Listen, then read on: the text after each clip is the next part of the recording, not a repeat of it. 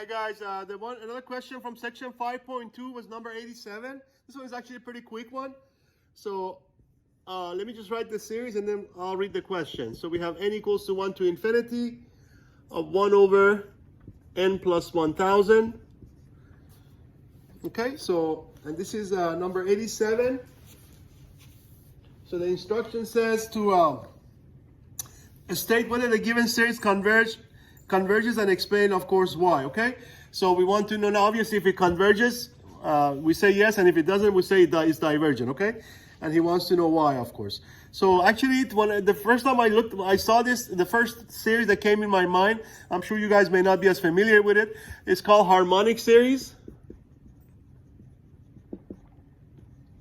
I believe that was in this section. If you read this section carefully, I think they talk about that.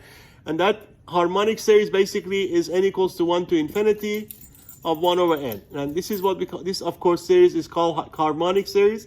It's actually very, very important series because a lot of time when, I'm sure in later section when you do comparison tests, you actually a lot of time use the harmonic series. So it is divergent. And if you look at the section, I think they show you why it's divergent. But from now on, always remember the harmonic series, of course, is a divergent series. So when I saw this, because that 1000, of course, it's not going to make a huge difference.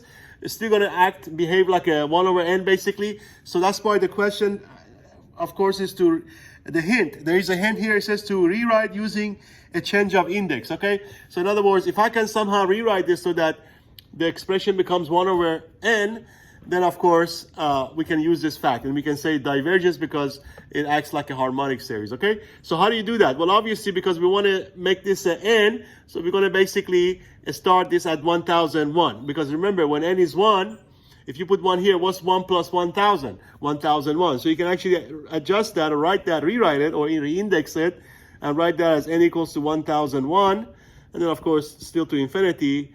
Now you can just write 1 over n instead of 1 over n plus 1000. So you can check your work because, for example, when n is 1001, so what's the first of the series? 1 over 1001.